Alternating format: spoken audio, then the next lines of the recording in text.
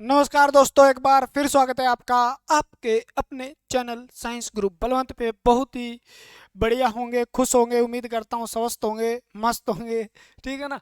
तो जैसा कि आप देख रहे हो, हमें इलेक्ट्रिकल की थ्योरी यानी ऐसे जीएसओ जेई जीएसओ की तो पोस्ट ही गायब होगी जी। क्यों दुख मतलब दर्द को उभार रहे हो, और जब तक दर्द ही नहीं है सीने में, क्या खाक मजा है जीने में, है ना। तो इसी प्रकार से इतना दर्द रखो, दर्द क्या रखना, कसूती तरीके से आपने क्या करना है भाई, कसूता सिस्टम बना लो ताकि आपका एग्जाम क्लियर हो सके। डिले मत रहो बिल्कुल भी। अगर आप आज भी डिले हो और आज भी आप नहीं पढ़ रहे हो, कम से कम टाइम दे रहे हो पढ़ाई को, तो इसका मतलब आप सीरियस ही नहीं हो। फिर पोस्ट पक्की खाली जाएगी, है ना। कुछ कमेंट आते हैं सर पोस्ट खाली जाएगी। अरे पोस्ट 50 नंबर नहीं ले सकते आप क्या? फिर खाली जाएगी। 50 नंबर नहीं दे सकते, पोस्ट खाली जाएगी। भाई मैं कहता हूँ मैक्सिमम से मैक्सिमम स्कोर करो। पोस्ट खाली क्या, मेरिट हाई जाएगी, ये कर लो। क्योंकि बच्चे पढ़ रहे हैं। पिछली बार की मेरिट को आप मुद्दा मत बनाइए। पिछली बार ना को, क्योंकि पिछली बार यूट्यूब पर कंटेंट नहीं मिल रहा था बच्चों को। यूट्यूब से पढ़ नहीं पा रहे थे, वो समझ नहीं पा रहे थे थ्योरी। इलेक्ट्रिकल का टीचर नहीं मिल रहा था। अब की बार देखो ना आप, अरे अब की बार देखो कितने टीचर पढ़ा रहे हैं यार। आपकी थ्योरी को आसान बना रहे हैं, तो कंपटीशन तो बढ़ेगा। ठीक है। आप सोचते हो भी हाँ 50 मेरिट चली जाएगी, हम लग जाएंगे, हम ये हो जाएंगे। भय मत पालना अपने दिमाग में।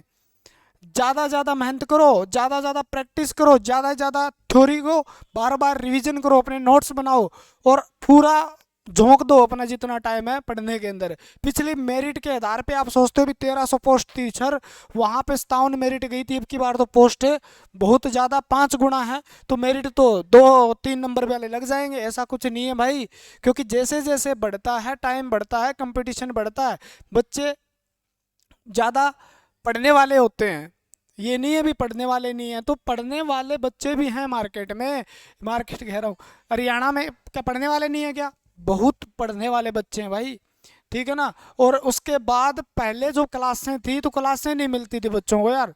अब की बार जैसे जैसे अवेयरनेस बढ़ा, कितने एलम के कोर्स, लो एलम आ रहा है, कोर्स कोर्स कोर्स कोर्स, ले लो एलम फायर ऑपरेटर, ले लो स्टाफ नर्स। बस बाकी कोई पूछ ही नहीं रहा बेचारा, है ना। अपना तो ये बैकग्राउंड है भाई, इसलिए आप पढ़ा रहे हैं। ठीक है ना। तो आइए, ठीक है, पढ़िए। आपके फायदे की बातें करते हैं हम। ठीक है। हमारा फायदा तो कभी देखेंगे आगे फ्यूचर में। ठीक है। और यहाँ पर जितना पढ़ाया जाता है, पढ़ो भाई। जहां से भी पढ़ रहे हो ना, मैं कहता हूँ पढ़ लो यार। कहीं से भी पढ़ो, मुद्दा टारगेट पढ़ना होना चाहिए। कौन टीचर पढ़ा रहा है तुम्हें कोई मतलब नहीं है, अच्छा पढ़ा रहा है ना वो है। मेरा नाम याद न रखो, कोई चक्कर नहीं है। फेराडे को याद रखो आप, फेराडे का विद्युत चुम्बकीय प्रेरण सिद्धांत याद रखो, कोई जरूरी नहीं है मैं एग्जाम में नहीं आऊंगा। ठीक है ना। लेकिन वो आएगा। कौन टीचर पढ़ा रहा है इस मुद्दे पर, मतलब टीचर पढ़ा रहा है और बढ़िया पढ़ा रहा है, तो आप पढ़ो, समेट लो ज्ञान को जितना हो सके। 2 महीने बाद राजनीति कर लेना। हमारी चल रही थी 3 फेज इंडक्शन मोटर। जय हो तेरी। इंडक्शन मोटर यानी एसी प्रेरण मोटर के बारे में हम जब डिस्कस करते हैं, तो बहुत अच्छे तरीके से हमारा पिछला लेक्चर था, उसके अंदर हमने पढ़ा था भी 3 फेज मोटर 3 फेज सप्लाई पे काम करती है, सेल्फ स्टार्ट होती है। और हमने डिस्कस किया था भी ये एक प्रकार से जो ये किस पे काम करते हैं, प्रत्यावर्ती। इसके अंदर रोटर घूमने वाला होता है, रोटर किसी सप्लाई से नहीं जुड़ा होता। रोटर की जो रोटर को अगर हम उस मोटर को अगर ट्रांसफार्मर माने, तो किस प्रकार का ट्रांसफार्मर कहेंगे? गतिज प्रकार का ट्रांसफार्मर। जो मोटर अगर किस स्थिति में है, रुकी हुई है, स्टार्टिंग पोजीशन के अंदर है, तो वो एक सीधा स्थैतिक ट्रांसफार्मर की तरह काम करती है। जिस प्रकार से ट्रांसफार्मर की इस वाइंडिंग को आप सप्लाई देते हैं तो दूसरे में सप्लाई उत्पन्न हो जाती है, उसी प्रकार हम स्टेटर को सप्लाई देते हैं तो रोटर में अपने आप पैदा हो जाते हैं ईएमएफ। ठीक है। आज उसके अंदर कितना ईएमएफ पैदा होता है उस चीज़ के बारे में डिस्कस करेंगे। उस रोटर के अंदर पैदा होने वाले ईएमएफ की फ्रीक्वेंसी क्या होती है उसके बारे में। मेन मुद्दा स्लिप का है। स्लिप क्या होती है, उसके बारे में डिस्कस करेंगे। ठीक है ना, कुछ न्यूमेरिकल आपके क्वेश्चन है वो कर लेंगे साथ में। स्लिप क्या है, यहाँ से क्वेश्चन पक्का मिलेगा, जो चीज़ करवाई जा रही है वो मोस्ट इंपॉर्टेंट है, ये मान लो आप। ठीक है ना, जो इंपॉर्टेंट है वो करवाई जा रही है। तो ये मोटर थी जिसको हम एसी सप्लाई से स्टेटर में सप्लाई देते हैं 3 फेज और इसको चलाते हैं। ठीक है, बात आती है सिक्रोनस गति। जब हम पढ़ते हैं तो इसके अंदर एक शब्द आता है सिक्रोनस गति। धीरे धीरे पढ़ो, आराम से पढ़ो, और अपना वो जो व्हाट्सएप ग्रुप है ना, डिस्क्रिप्शन में उसका लिंक दिया हुआ है, उसको ज्वाइन कर लो भाई। ये पीडीएफ वीडियो है, इसके सीधा का सीधा भेज दूंगा, वहाँ पे आप पढ़ लो आराम से। ठीक है ना, सिक्रोनस मोटर। सिक्रोनस मोटर जो है, यहाँ पर हम सिक्रोनस गति की बात करेंगे, सिक्रोनस स्पीड की बात करेंगे, जिसको हम करेंगे एन एस से डिनोट कर देंगे। किससे करेंगे, एन एस। एन का मतलब यहाँ स्पीड है, एस का मतलब सिक्रोनस स्पीड है। ठीक है ना,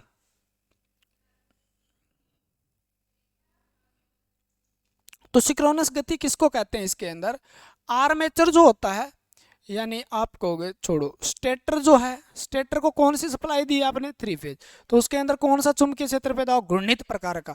तो उसकी जो घूर्णन गति है, चुंबकीय क्षेत्र किस गति से घूम रहा है, उस घूर्णन गति को ही हम सिक्रोनस गति या सिक्रोनस स्पीड कहते हैं। याद होगा, स्टेटर के द्वारा उत्पन्न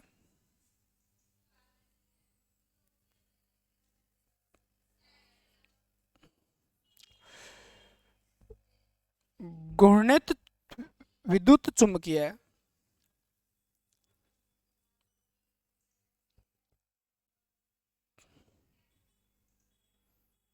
क्षेत्र की गति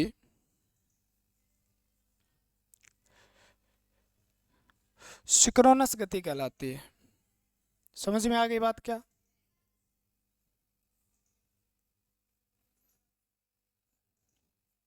ठीक है, ये आप मोटर है, इसके अंदर ये क्या है, रोटर है। रोटर पे क्या की गई है, वाइंडिंग की गई है ना। तो रोटर के अंदर जैसे ही आपने 3 फेज दी, ये लो क्या दे दी आपने, 3 फेज दी। तो 3 फेज क्या होती है, उसका फेज जो आगे पीछे चलता है। ठीक है, हर एक फेज थोड़ा बहुत आगे पीछे रहेगा। ठीक है, लेगिंग करेगा या लीड करेगा। तो इसके अंदर क्या होगा, इस प्रकार से चुंबकीय क्षेत्र पैदा होगा, घूमने वाला चुंबकीय क्षेत्र पैदा होगा। ठीक है ना, घूमने वाला क्या होगा, चुंबकीय क्षेत्र पैदा होगा इसके अंदर। इसी प्रकार से एन होगा, कभी इधर एस होगा, कभी एन होगा, कभी इधर एस होगा, कभी एन होगा, कभी एस होगा, कभी एन होगा, कभी एस होगा। तो ये विद्युत घूमने वाला विद्युत चुंबकीय क्षेत्र है। इसकी जो घूर्णन गति है, इस चुंबकीय क्षेत्र की क्या है, घूर्णन गति जो है, उसी गति को हम सिक्रोनस गति कहते हैं। अरे भैया, ठीक है ना, यानी चुंबकीय क्षेत्र की गति। सिक्रोनस गति का मतलब क्या है, चुंबकीय क्षेत्र की गति। चुंबकीय क्षेत्र की गति, स्टेटर द्वारा उत्पन्न चुंबकीय क्षेत्र यानी मैग्नेटिक फील्ड जो होता है, उसकी स्पीड क्या है, उस स्पीड को हम सिक्रोनस स्पीड कहते हैं। एनएस से उसको हम डिनोट करते हैं। निकालते कैसे हैं, तो आप कहोगे जी। ठीक है, तो समझ में आई बात क्या? अगर नहीं आई तो ऐसे लिख लो, जब हम 3 फेज एसी सप्लाई किसको देते हैं, स्टेटर को देते हैं। किसको देते हैं, स्टेटर को। तो स्टेटर के अंदर कौन सा चुंबकीय क्षेत्र होता है, घूर्णित रोटेटिंग मैग्नेटिक फील्ड, रोटेटिंग घूर्णित चुंबकीय क्षेत्र पैदा होता है। ठीक है, और उस चुंबकीय क्षेत्र की क्या होती है, घूर्णित है यानी घूमने वाला है, तो उसकी गति होती है, और उसी गति को हम क्या कहते हैं, सिक्रोनस गति कहते हैं। समझ में आ गई बात क्या? ठीक है, इसको निकालने का फॉर्मूला बहुत ही इंपॉर्टेंट है। अगर आपने कहा सिक्रोनस गति, सिक्रोनस गति यानी 120 गुणा में एफ लिखो, बटे में पी लिखो। ठीक है, जहां पर एफ आवृत्ति यानी 3 फेज एसी की आवृत्ति है, यानी फ्रीक्वेंसी है। आपने जो स्टेटर के अंदर सप्लाई दी है, आप ऐसा लिख सकते हो, स्टेटर के अंदर जो सप्लाई दी है वो जो है क्या है, उस सप्लाई की जो आवृत्ति है वो कितनी होती है। अगर आप कहीं सप्लाई लगा रहे हो इंडिया के अंदर, तो उसकी फ्रीक्वेंसी कितनी होती है, फ्रीक्वेंसी उसकी 50 हर्ट्ज होती है, यानी वो 50 हर्ट्ज है। ठीक है ना, अगर कोई मोटर लगा रहे हो, मोटर अगर लगा रहे हो, पूछने का तरीका है, वो फ्रीक्वेंसी बदल देगा। लेकिन इंडिया के अंदर हर जगह फ्रीक्वेंसी जो है लाइट की क्या है, 50 हर्ट्ज होती है। तो आपने जो सप्लाई स्टेटर को दी है, यानी इस सप्लाई की आवृत्ति जो होती है वो कितनी है, 50 हर्ट्ज होती है, वो ही काउंट होगी यहाँ पे। पोल, ठीक है ना, पोल की संख्या, पोल की संख्या। पोल भी किसके, स्टेटर के, याद रखना, पोल भी किसके, स्टेटर के, स्टेटर पर जितने पोल हैं उसकी संख्या 120। एन एस का मतलब क्या, सिंक्रोनस गति। अब देखो यहाँ से बहुत ही प्यारा सा क्वेश्चन और बहुत आसान क्वेश्चन आता है, और वही क्वेश्चन आपके एग्जाम में पूछा जाता है बार बार, ठीक है। अब देखो सिंक्रोनस गति का मतलब क्या हुआ, सिंक्रोनस गति किस पे निर्भर करती है, तो आप कह दोगे सिंक्रोनस गति निर्भर करती है, किस पे करती है, तो बोलो जी आवृत्ति पे। किस पे करती है, आवृत्ति पे करती है, तो आवृत्ति के समानुपाती है, ठीक है ना। यानी आवृत्ति को आप ज्यादा करोगे तो एन एस क्या हो जाएगा, ज्यादा। आवृत्ति को आप यानी फ्रीक्वेंसी को कम करोगे तो सिंक्रोनस गति भी क्या होगी, कम होगी, ठीक है। समझ में आ रही बात ना, यानी निर्भर किस पे, आवृत्ति पे। आवृत्ति अगर ज्यादा हुई, यानी ये वाला भाग अगर ज्यादा हुआ, ऊपर वाले को ज्यादा से गुणा करेंगे तो ज्यादा हो, हमारे पास क्या आएगा, परिणाम आएगा। तो परिणाम, जब फ्रीक्वेंसी ज्यादा होती है तो परिणाम भी क्या होता है रे, ज्यादा होता है रे। ध्यान से सुन लो, ये नहीं है भी ये लिखा रहा हूँ, ये क्वेश्चन है, जो सुन रहे हो ना वो क्वेश्चन है, ठीक है ना। क्वेश्चन आएंगे सीधे सीधे, जब आप कोई भी आप एमसीक्यू करते हो, पीवाईक्यू करते हो, या कोई भी चीज, जब आप ये मैंने करवा दिया, मान लो रेगुलर चल रहे वहाँ पे, और लगभग आपके बुक के अंदर टॉपिक ये जो मैं करवा रहा हूँ उसी हिसाब से मिल जाएंगे, ठीक है ना। जिस तरीके से मैं करवा रहा हूँ आपकी बुक में उसी हिसाब से मिल जाएंगे, ध्यान रखना इस बात को, ठीक है ना, क्योंकि मेरा मुद्दा वही है, आपको पढ़ाना ज़्यादा ज़्यादा। अगर आप इस चीज़ को ध्यान से पढ़ते हो, उसके बाद आप सारे के सारे इस चैप्टर के मल्टीपल चॉइस क्वेश्चन लगाते हो, या वन लाइनर लगाते हो, या प्रीवियस ईयर क्वेश्चन लगाते हो, तो आपके 99% सोल्व हो जाएंगे। 99 से 98, 90% प्लस मान लो सोल्व हो जाएंगे। 5-10% यानी 100 में से 5-7 क्वेश्चन ऐसे रह सकते हैं जो आपको समझ में ना आए, लेकिन सोल्व सारे के सारे हो जाएंगे, ठीक है ना। तो आप टेंशन ना ले, ध्यान से सुने हर बात को, इसीलिए जोर मारा जाता है यहाँ पे आपके लिए। 2-2, 2.5-2.5 घंटे की क्लासें हैं, एक आगे तो ऐसे ऐसे चैप्टर हैं जो एक वीडियो एक चैप्टर चित्त, ठीक है। तो जो समझने वाली चीज़ है वो समझे। दूसरा, पोल की संख्या पर, किस पे निर्भर करती है, पोल की संख्या पर।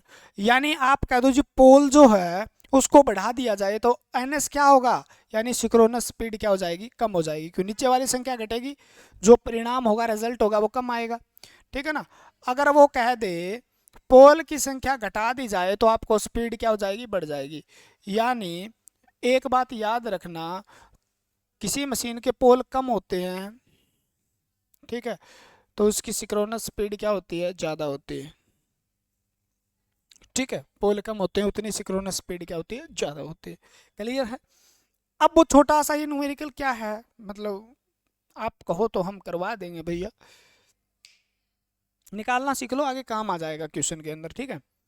वो कह दे, बोलो जी क्या कह दे, मतलब है, ठीक है, 3 फेज एसी की आवृत्ति जो है, यानी दी जाने वाली सप्लाई की आवृत्ति 50 हर्ट्ज है, 50 हर्ट्ज है, ठीक है।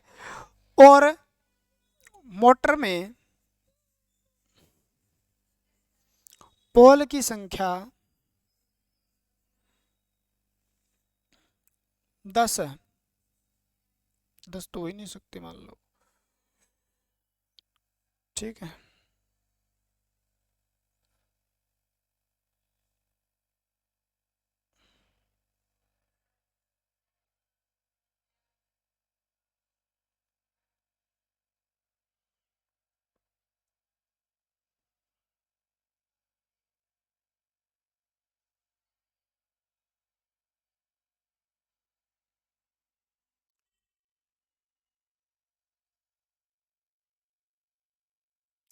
पोल की संख्या 12 है, ठीक है ना। क्योंकि पोल की संख्या जो है, मैं ये सोच के लिख रहा था पोल की संख्या 3 के गुणज में होगी, याद करो ना हर चीज का, मैं यहाँ 10 लिखता एग्जाम्पल, आप सोचते सर जी दिक्कत हो जाए, ठीक है ना। तो पोल की संख्या कितनी है, 12 है मान लो, तो वो पूछेगा एन एस कितना है, यानी सिंक्रोनस स्पीड क्या है, तो आप आराम से निकाल पाओगे अगर इस क्वेश्चन का आंसर आप ये जानते हो भी एन एस बराबर क्या होता है। अरे वही फार्मूला है ये, ठीक है ना, वही फार्मूला है। अगर आप याद करो तो फ्रीक्वेंसी जो होती है वो किसके बराबर होती है, आपको कहा होगा एन पी बटे में 120 के बराबर होती है। याद करो आवर्ती में ये फार्मूला किया था, ठीक है ना, यानी पोलों की संख्या गुणा में स्पीड, मोटर अल्टरनेटर की स्पीड वाला, अरे वही है यार, ठीक है ना। अल्टरनेटर की स्पीड अल्टरनेटर में पोल बटे में 120 करेंगे तो अल्टरनेटर से निकलने वाली धारा, जो धारा होगी उसकी फ्रीक्वेंसी क्या होगी, ये पूछा गया था, ठीक है ना। तो यही है, उसको क्या किया, तोड़ा गया है। बोलो जी कैसे, 120 को एफ से गुणा में 120 इधर ले गए, ठीक है ना, बटे में क्या ले आए, पी ले आए, बराबर में क्या हो गया एन और एस, ये सिंक्रोनस स्पीड का ही हो गया। बस इतना ही तो फंडा था, तो वही तो फार्मूला ही है, ठीक है। तो एन एस बराबर क्या हो गया, ठीक है ना, 120 गुणा 120 गुणा एफ एस बटे में क्या है, पी है। तो 120 गुणा में एफ यानी फ्रीक्वेंसी कितनी है, 50 है, ठीक है। पी कितनी है बताओ, पी आपके 12 है, ठीक है, 12 10, ठीक है ना, 12 है 120, तो स्पीड कितनी होगी, सिंक्रोनस स्पीड होगी आरपीएम में।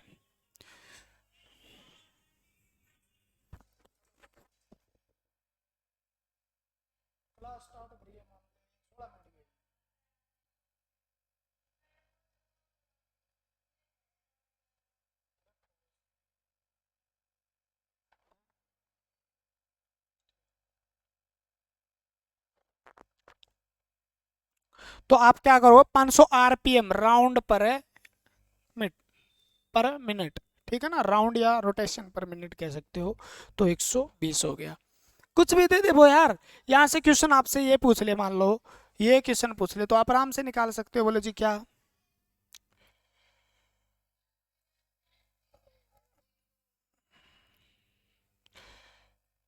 इसका आंसर क्या लिख दिया आपने, 500 आरपीएम, ठीक है।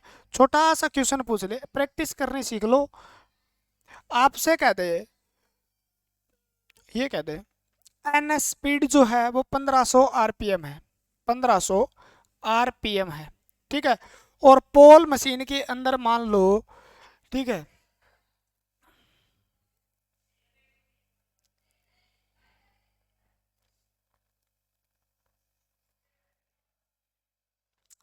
24 मान लो, ठीक है। तो आप बताओ फ्रीक्वेंसी कितनी होगी, फ्रीक्वेंसी कितनी होगी, तो भी आप निकाल सकते हो। आपको फार्मूला पता है, बोलो जी क्या, एफ एस क्या हो जाएगा, अरे उसको ले जाओ इधर ना, ठीक है ना, एफ एस, चलो आप कंफ्यूज मत हो, एन एस वाला पता है ना, बोलो जी ये पता है, 120 गुणा एफ एस बटे में पी, ठीक है ना। पी कितना दिया हुआ है बताइए, पी कितना दिया, अरे बोल यहाँ पे देखो रे, ठीक है ना, 120, एन एस कितना दिया हुआ है 1500, ठीक है ना। मैथ अगर आता है आपको तो आप ऐसे लिख सकते हो 1500 बराबर में, ठीक है ना, 120 गुणा में फ्रीक्वेंसी बटे में पी यानी 24, 25, 24 पंजा 120, ठीक है ना। तो आप कहोगे जी 5 सतिये 15 हो जाएगी, ज़्यादा हो जाएगी, बहुत खतरनाक है, ठीक है ना। फ्रीक्वेंसी क्या होगी 300 हर्ट्ज, ठीक है ना, खतरनाक। तो अपन ने तो क्वेश्चन निकालना सीखा है बस, है ना, ज़्यादा आप टाइप मत जाओ, क्योंकि ये क्वेश्चन थोड़ा देर में मैं करवाऊंगा, उसके अंदर ये चीज़ें आपको आराम से ऐड करनी पड़ेगी। हम जिस तरीके से सब्जी के अंदर आप मसाला ऐड करते हो, वहाँ पर ये चीज़ें ऐड करनी पड़ेगी। बहुत अच्छी सी प्यारी सी चीज़ें हैं। अब मेन मुद्दा क्या है आपका, slip speed, slip speed, slip गति क्या होती है रे, स्लिप गति क्या होती है, ठीक है ना। स्लिप गति से पहले एक शब्द और लिखा देता हूं मैं, ये स्लिप गति आ जाएगा, रोटर गति, रोटर गति, यानी गति को हम किससे लिख देते हैं, एन से, रोटर को हम लिखते हैं आर, यानी रोटर, रोटर, रोटर क्या होता है, घूमने वाला भाग किसका, थ्री फेज इंडक्शन मोटर का जो घूमने वाला भाग होता है वो रोटर होता है। और स्थिर जो है वो क्या होता है, स्टेटर होता है। यानी रोटर की स्पीड से घूम रहा है उसकी गति को हम क्या कहते हैं, वास्तविक गति कहते हैं, या हम क्या देते हैं, रोटर की गति। ठीक है ना, रोटर की घूमने की गति को हम क्या कहते हैं, ये कहते हैं। तो आपसे कई बार ये पूछ लिया जाता है वास्तविक गति क्या होती है, यानी रियल जो स्पीड है, वास्तविक गति किसे कहते हैं। वास्तविक गति यानी जो रोटर की गति होती है वो मोटर की क्या मानी जाती है, वास्तविक गति मानी जाती है। ठीक है ना, सिंक्रोनस गति को वास्तविक गति नहीं कहा जाता। स्लिप स्पीड का मतलब क्या हो गया, इसका मतलब हो गया भी सिंक्रोनस गति जो है, आपकी जो सिंक्रोनस गति के बारे में तो पता चली गया। सिंक्रोनस गति जो है यानी एन एस जो आपका है, उससे अगर हम, ठीक है, सिंक्रोनस गति व रोटर की गति, रोटर गति का, रोटर गति को हम क्या लिख देंगे, एन आर। ठीक है ना, एन आर गति का अंतर है। अगर दोनों का अंतर निकालें, अंतर स्लिप गति कहलाता है। क्या कहलाता है,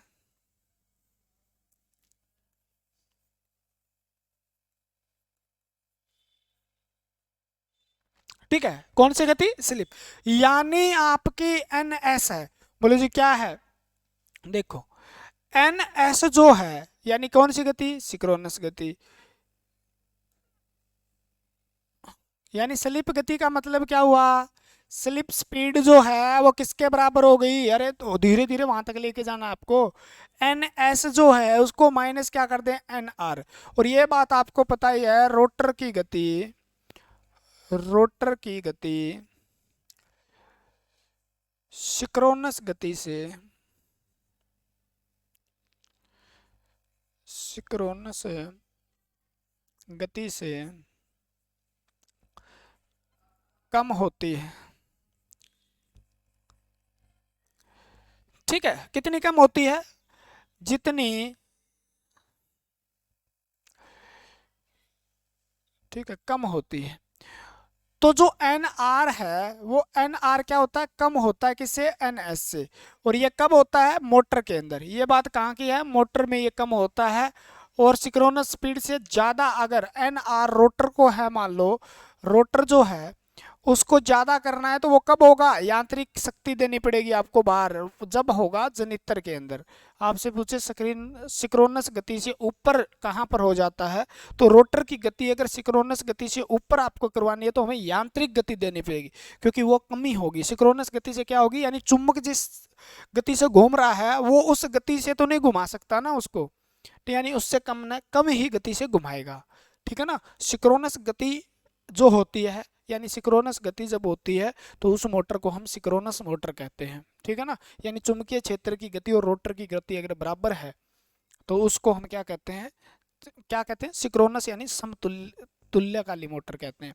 तो ये बात तो अगर आपको समझ में आ गई, यानी जितनी गति कम है, अरे समझो आप, समझो इस बात को, यानी जितनी मोटर की गति जो रोटर घूम रहा है, अरे ये वाला वाला रोटर है, ये तो स्टेटर है, इससे के द्वारा क्या लगाया जा रहा है, सिंक्रोनस गति है इसमें, और ये रोटर है, और ये रोटर क्या कर रहा है, घूम रहा है। ये रोटर जिस गति से घूम रहा है और इधर क्या है, चुंबकीय क्षेत्र जिस गति से घूम रहा है, दोनों की गति के बीच का अंतर मैं कह दूं भी सिंक्रोनस गति तो 100 है और रोटर की स्पीड 98 है, तो बीच का जो गैप कितना आया, 2 का, 2 का गैप, यानी सिंक्रोनस गति और रोटर की गति के बीच का जो गैप है 2 का, उसको हम स्लिप कहते हैं। स्लिप का मतलब खिसक गई वो स्पीड कहीं, स्लिप का मतलब स्लिप करना, अरे स्लिप का मतलब हो गया अभी खिसक गई कहीं ना कहीं, वो वास्तविक के अंदर यूज नहीं आ रही है, उसको हम कहते हैं स्लिप। यानी जितना हमें क्या चाहिए, हम सिंक्रोनस स्पीड का मतलब क्या है भी, ज्यादा से ज्यादा सिंक्रोनस स्पीड का मतलब है भी उस पे रोटर पे क्या लगे, टॉर्क लगे, ताकि वो ज्यादा ज्यादा स्पीड पकड़े। लेकिन वो क्या गया, बीच में एयर गैप के कारण क्या हो गया, स्लिप हो गई। क्या हो गई, स्लिप हो गई। यानी जितनी सिंक्रोनस गति है चुंबकीय क्षेत्र की गति, उतनी गति रोटर की नहीं हो पा रही है, यानी बीच में क्या है, कुछ ना कुछ स्लिप है। ठीक है ना, स्लिप का मतलब क्या है, उन दोनों गतियों का अंतर, भी रोटर कम घूम रहा है किससे, चुंबकीय क्षेत्र से। ठीक है ना, बहुत मोस्ट इंपॉर्टेंट चीज है जिसको हमें समझना जरूरी है, यानी दोनों का अंतर। ठीक है। मान लो सिक्रोनस गति क्या है, आपको कह दे सिक्रोनस गति जो है एन एस जो है वो 1500 आरपीएम है, आरपीएम है। ठीक है, आप ले लो 2000 आरपीएम। ठीक है, और वो कह दे एन आर जो है वो है आपका 1960 आरपीएम। इतना ही रहता है क्योंकि स्लिप जो होता है उसका मान 2 से 5% के बीच में ही होता है, उससे ज़्यादा नहीं होता। तो ये कितना हो गया 2%। ठीक है, तो आपसे पूछे स्लिप गति कितनी है, स्लिप गति कितनी है, तो स्लिप गति आप बता दोगे। आराम से करवा रहा हूँ मैं, हर चीज़ को समझा रहा हूँ यहाँ से, क्योंकि पिछले लाइनमैन के पेपर के अंदर ये क्वेश्चन आया था और वो मैं प्रूफ के साथ आपको दिखाऊंगा। तो स्लिप गति कितनी है, एस एन एन एस यानी 2000 को जब 1960 माइनस कर देंगे तो बराबर कितना आया 40, यानी 40 आरपीएम जो गति है वो खराब हो गई आपकी, जिस प्रकार से आपने पैसे किसी में डाले। छोटा तो फिर कारण ये है ना भाई, इतने में तो बोर्ड ही खत्म हो जाता फिर। हाँ तो बोर्ड ही खत्म हो जाता भाई।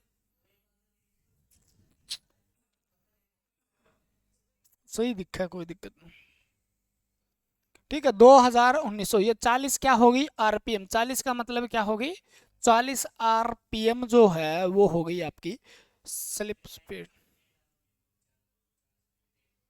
ठीक है, तो समझ में आ गया क्या स्लिप गति क्या होती है। अब आता है कि फ्रैक्शनल, फ्रैक्शनल जानते हो ना, फ्रैक्शनल स्लिप, यानी फ्रैक्शन का मतलब होता है भिन्नकारी, फ्रैक्शनल का मतलब भिन्नकारी। फ्रैक्शन जानते हो, मैं कह दूं 2/5, तो ये क्या है 2/5 क्या है फ्रैक्शन है। फ्रैक्शन का मतलब हो गया अनुपात, क्या हो गया अनुपात। मैं कह दूं 10/10% को फ्रैक्शन में बदलो तो आप कहते हो 10%/100 यानी 1/10, ये क्या है फ्रैक्शन है, ये क्या है फ्रैक्शन। आप परसेंटेज में समझते हो, यानी इसका फ्रैक्शन का मतलब क्या हुआ, भी इसको भिन्न क्या है इसकी स्लिप की, फ्रैक्शनल स्लिप, जिसको हम क्या लिखेंगे, ठीक है ना, थोड़ा सा थोड़ा थोड़ा समझते जाएंगे। एस, इसको हम लिखेंगे एस, ठीक है ना। यानी आपको फ्रैक्शन में बदलना है तो क्या करना पड़ेगा, स्लिप गति, स्लिप गति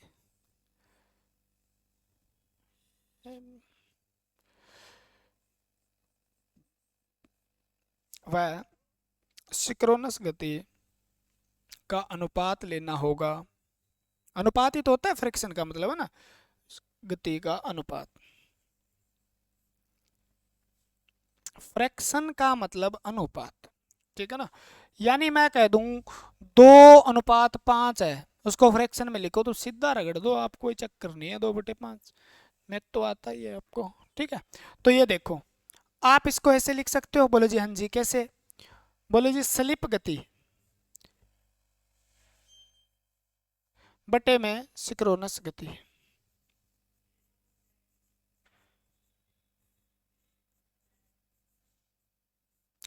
यानी स्लिप गति क्या, बोलो जी ये रही, बोलो जी ये रही, बोलो N S minus N R बटे में सिंक्रोनस गति ये रही।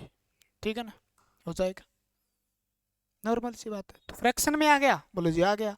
मैं कह दूं 2000 है तो फ्रैक्शन में लिखो, आप लिख दोगे क्या, बोलो जी लिख देंगे। ये इसको ही ले लेते हैं, एन एस कितना है 2000, और स्लिप गति सीधा निकाल लिया अपन ने, स्लिप कितनी कितनी है 40 बटे में क्या है सिंक्रोनस गति कितनी है 2000, 4×5 = 20, 1/50, तो ये तो होगी इसकी फ्रैक्शन। ठीक है, फ्रैक्शन होगी। इसको आप किस तरीके से लिख सकते हैं देखो, इसको लिखना चाहें तो ऊपर 100 लिख लें आप, मान लो तो 0 पॉइंट, ठीक है ना, 2, ठीक है।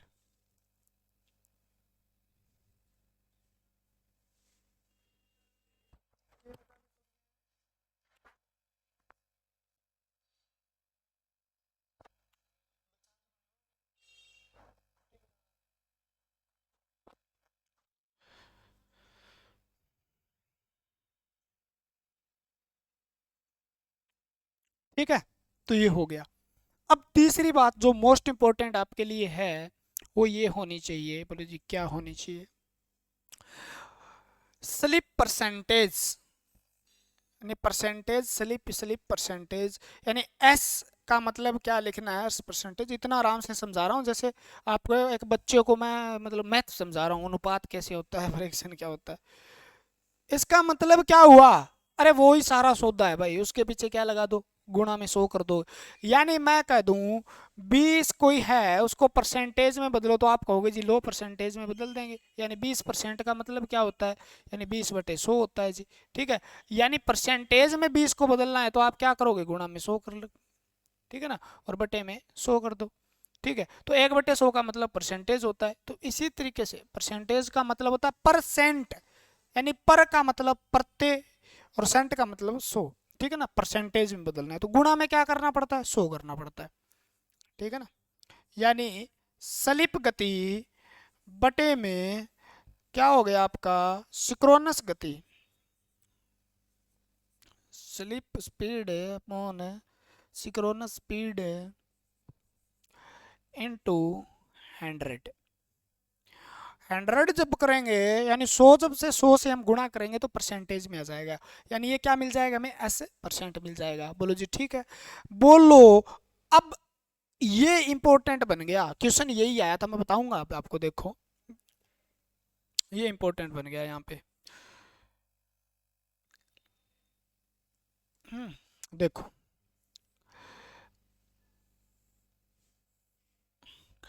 अब उसने कहा, वो कहेगा एन एस बराबर है 2000, ठीक है, वो कहेगा एन आर बराबर है 1960, ठीक है, वो कहेगा बस ये दो चीज देगा, वो कहेगा एस परसेंटेज निकालो। एस क्या है, एस परसेंट क्या है, एस क्या है, एस परसेंट क्या है, दोनों निकाल सकते हो आप। बोलो जी दोनों निकाल सकते हैं। अब तो आपने बता ही दिया एस क्या है और एस परसेंटेज क्या है, दोनों बता सकते हो। बोले जी कैसे, बोलो जी ऐसे बता देंगे। अब देखो हमारे पास एक है एस का फार्मूला, ठीक है ना, क्या है जी, N S minus N R बटे में एन एस, और गुणा में अगर हम 100 करते हैं तो परसेंट आ जाता है, लेकिन 100 बाद में कर लेंगे आप। तो ये अपने पास आ गया 2000 माइनस 1960 बटे में 2000, ठीक है, निकाल लोगे। बोलो जी ये हो गया 40/2000, वही सेम का सेम है, ठीक है ना। तो 0.02, ऐसे तो ये परसेंटेज में बदलना है, दशमलव को हटा दो परसेंटेज में बदल दो, गुणा में 100 कर दो, 100 करोगे तो कितना हो जाएगा, 2 हो जाएगा। बोलो जी परसेंटेज बताओ। एस परसेंट का मतलब क्या हो गया, इसके गुणा में, यानी आपको ये मामला भी लिखना है ना, तो ये मामले को निकल के निचोड़ क्या आया अपने पास, 40/2000, ठीक है ना, 2000 गुणा में क्या हो गया, 100 आ गया, ठीक है ना, 100 से 2 0 गए, ठीक है ना, एक से ये गया, 2 दूनी 4, यानी कितना आ गया, 2% आ गया। इसको भी परसेंटेज में सीधा बदल सकते हो आप। बोले जी कैसे, ठीक है ना, 0.02, इसको परसेंटेज में बदलना है, गुणा में क्या करना पड़ेगा बताओ, 100 करना पड़ेगा। इसके नीचे क्या है, 100 है, 100 से 100 कट जाएगा क्योंकि ये दशमलव हटाओगे 100 नीचे आएगा, कितना आ गया, 2%, ठीक है ना। तो ऐसे भी कर सकते हो, लेकिन आपको ऐसे कर लेना है। कर लोगे रे, कर लोगे ना, अरे कर लोगे, अरे कर लोगे, ठीक है ना, आराम से कर लोगे आप। अब देखो थोड़ा और हाई मुद्दा चलता है आपका, रोटर फ्रिक्वेंसी, रोटर, बस यहीं से क्वेश्चन आते हैं, यहाँ तक लेके आना था आपको, क्वेश्चन एक भी छूटे ना, सुरक्षा चक्कर है टूटे ना। यानी रोटर आवृत्ति, रोटर आवृत्ति, ठीक है, रोटर आवृत्ति से पहले मैं एक चीज और भी बता देता हूँ आपको, मैं थोड़ा सा, ठीक है ना, आपको कह दे रोटर ईएमएफ, रोटर विद्युत वाहक बल, तो आप सबको पता है रोटर विद्युत वाहक बल का मतलब क्या है, यानी रोटर, रोटर के चालक में पैदा हुआ या उत्पन्न हुआ या जनरेट हुआ, पैदा हुआ ईएमएफ। रोटर के अंदर तो ईएमएफ तो डाला नहीं है ना, आपने डाला नहीं है, लेकिन आपने क्या किया, अरे आपने वही किया, ये मान लो आपके पास स्टेटर है, यानी इसके अंदर 3 फेज क्या है, वाइंडिंग है, ठीक है ना, और आपने यहाँ क्या रख दिया, रोटर रख दिया, यहाँ रोटर रखा, तो रोटर के अंदर भी क्या है, वाइंडिंग है, ठीक है ना। सेम ट्रांसफॉर्मर वाला फंडा हो गया, ये प्राइमरी वाइंडिंग हो गई और ये क्या हो गई, रोटर की सेकेंडरी वाइंडिंग, यानी ये तो रोटर है आपका, ठीक है, और ये क्या है, स्टेटर, स्टेटर में क्या है, वाइंडिंग है, तो सेम फंडा है तो यही है ना, और इसके अंदर भी क्या है, वाइंडिंग है, इसके अंदर भी क्या है, वाइंडिंग है, आपको पता भी होगा, अलग अलग प्रकार का रोटर हमने पढ़ा था। तो ये वाइंड, इसके अंदर जब आप क्या देते हो, 3 फेज सप्लाई देते हो, 3 फेज सप्लाई देते हो, इसके अंदर चुंबकीय क्षेत्र, यानी ये फ्लक्स किसको काटता है, इसको काटता है, रोटर को काटता है, जब रोटर को काटेगा तो वही सेम फंडा हो गया ना, यानी सेकेंडरी वाइंडिंग, जब प्राइमरी वाइंडिंग जो है वो सेकेंडरी वाइंडिंग को काटेगी तो उसके अंदर क्या हो गया, बोलो जी, इसमें भी ईएमएफ पैदा हो गया, क्या हो गया, ईएमएफ पैदा हो गया।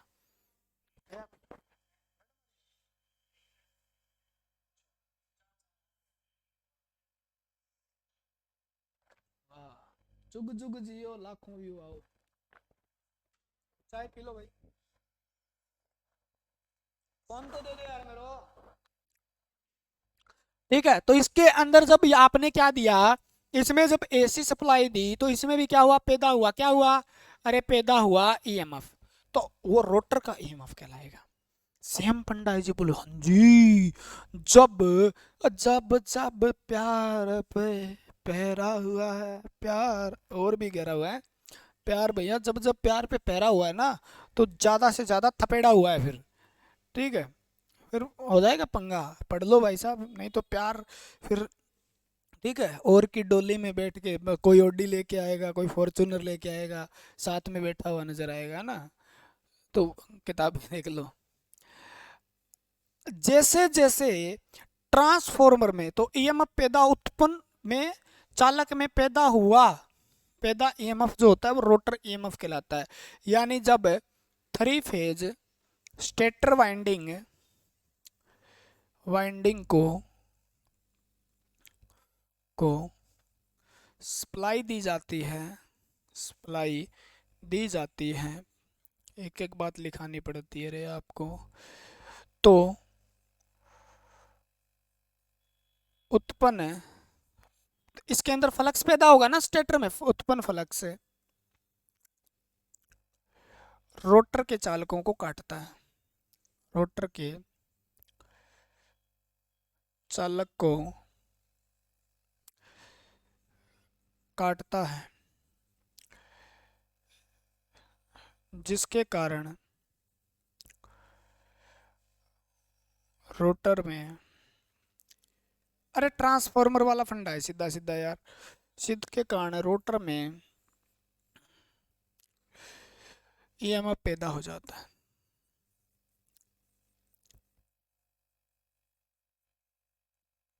उसको हम क्या कहते हैं, रोटर ईएमएफ, यानी रोटर के अंदर वोल्टेज पैदा हुई है यार, उसको कहते हैं रोटर ईएमएफ।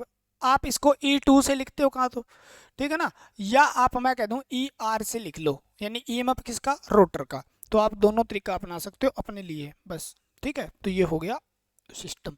कितना हुआ, अरे याद है आपने, ठीक है ना, यानी ये सेम का सेम किसकी तरह काम करता है, तो ये ईएमएफ जो किससे पैदा हुआ, ट्रांसफॉर्मेशन विधि से, बार बार क्वेश्चन आता है, ट्रांसफॉर्मेशन विधि से रोटर में ईएमएफ पैदा होता है विधि से,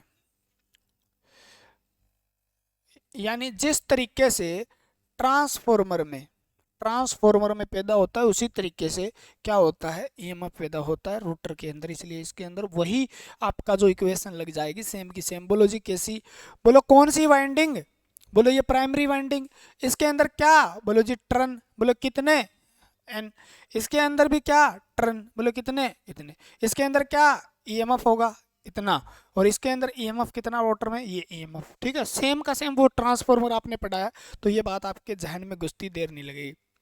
बोलो जी E2 लिख लो, रोटर को क्या लिखोगे, E2, रोटर के अंदर जनरेट ईएमएफ कितना होगा, यानी उसके अंदर टर्न कितने हैं, कितने हैं टर्न N2, टर्न बाद में लिखेंगे, N, यानी बटे में क्या हो गया, यानी कितना ईएमएफ है स्टेटर में था, तो स्टेटर का 1 लिख लो आप, क्योंकि प्राइमरी वाइंडिंग पहली वाइंडिंग, दूसरी वाइंडिंग रोटर की वाइंडिंग, तो 1 2 का मतलब यहाँ है प्राथमिक द्वितीय, या आप ई आर लिख सकते हो। बराबर में किसके होता है, इक्वेशन पढ़ो, पीछे जाके मैंने रेशो लिखाया था, ट्रांसफॉर्मेशन रेशो, ठीक है ना, ये हो गया।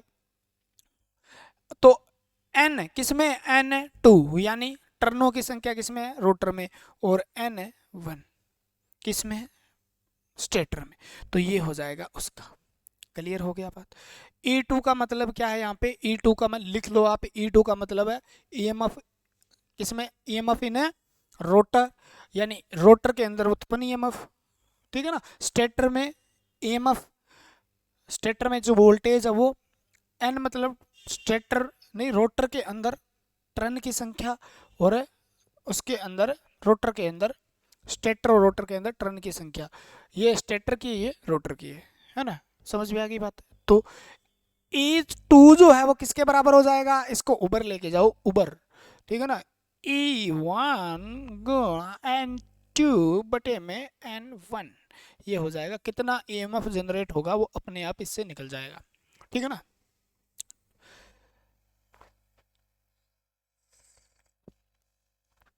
उसी तरीके से हम बात कर लें, मान लो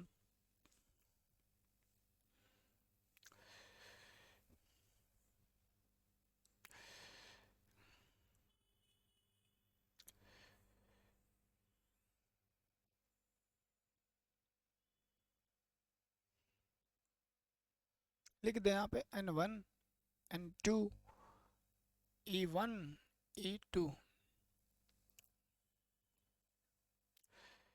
सेकेंडरी वाइंडिंग का मतलब रोटर की वाइंडिंग है, ठीक है, और इसके अंदर जो पैदा होगा वो E2 होगा, ठीक है, बस। और करंट क्या है, एक कई बार पूछ लिया जाए, रोटर करंट क्या होता है, तो रोटर करंट, ठीक है ना, तो रोटर में बहने वाला करंट होता है, रोटर में बहने वाला करंट, ठीक है ना, रोटर में बहने वाला करंट क्या होता है,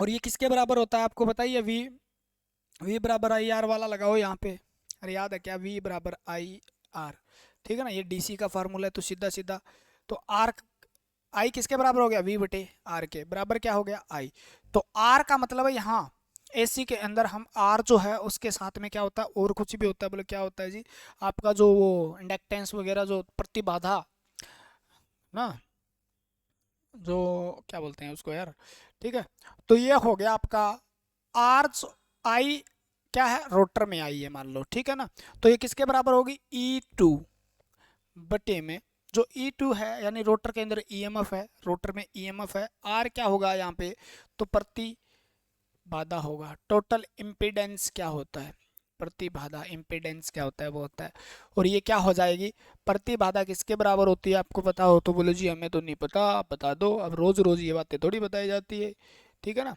यानी रोटर का प्रतिरोध का स्क्वायर प्लस में रोटर का, ठीक है, रिलक्टेंस, रोटर के अंदर प्रतिघात, प्रतिघात और प्रतिबाधा अलग अलग चीज होती है, आर स्क्वायर, तो ये इसके बराबर होती है, तो ये क्या हो जाएगा, अगर याद करना हो कर लेना, नहीं कोई कंपलसरी नहीं है, मेरा काम पढ़ाना है भाई, कल को ये मत कह देना आ गया तो फिर क्या हो जाएगा जी, आपको हो गई दिक्कत तो हमें मत कहना भैया, स्क्वायर, ठीक है, तो ये तो हो गया वो।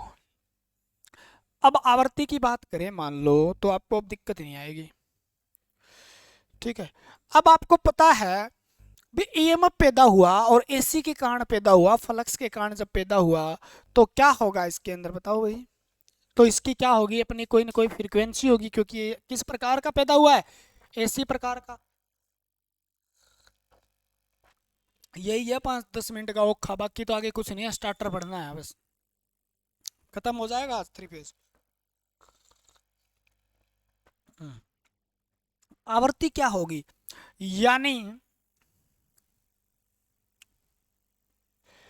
रोटर में करंट कह दो, या रोटर में ईएमएफ की आवृत्ति को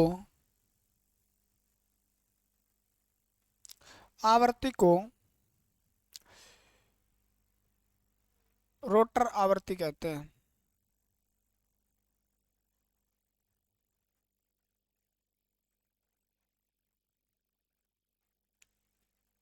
यानी स्टेटर के अंदर आवृत्ति आपने दी, उसी पे डिपेंड करेगी रोटर की।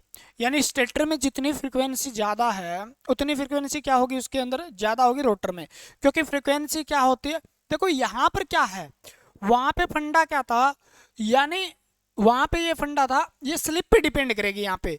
वहां पे अल्टरनेटर में सॉरी ट्रांसफार्मर में फ्रीक्वेंसी चेंज नहीं होती, लेकिन ये ट्रांसफार्मर की तरह काम करता है। लेकिन गतिज प्रकार के ट्रांसफार्मर गति में है तो उसके अंदर ईएमएफ पैदा हो रही है ना, वो किस पे डिपेंड कर रही है, किस पे, स्लिप पे। किस पे डिपेंड कर रही है, स्लिप पे।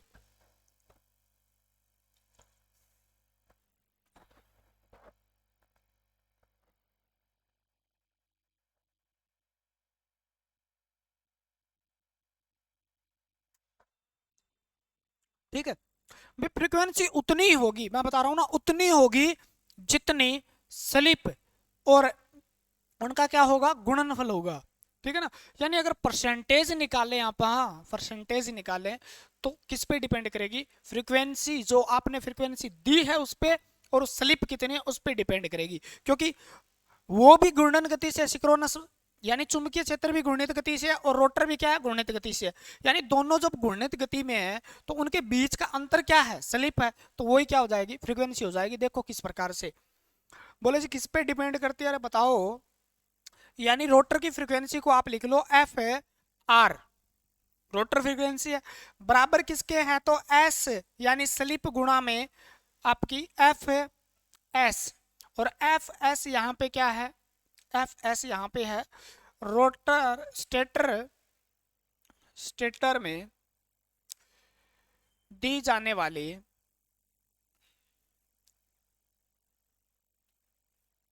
थ्री फेज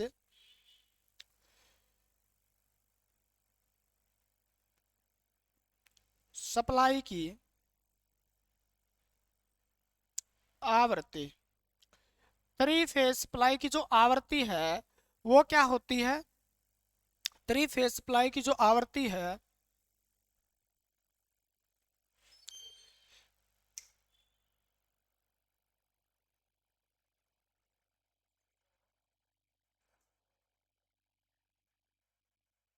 क्यों गया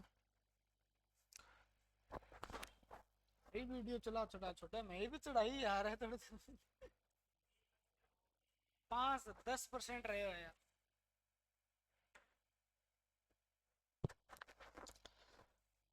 ठीक है,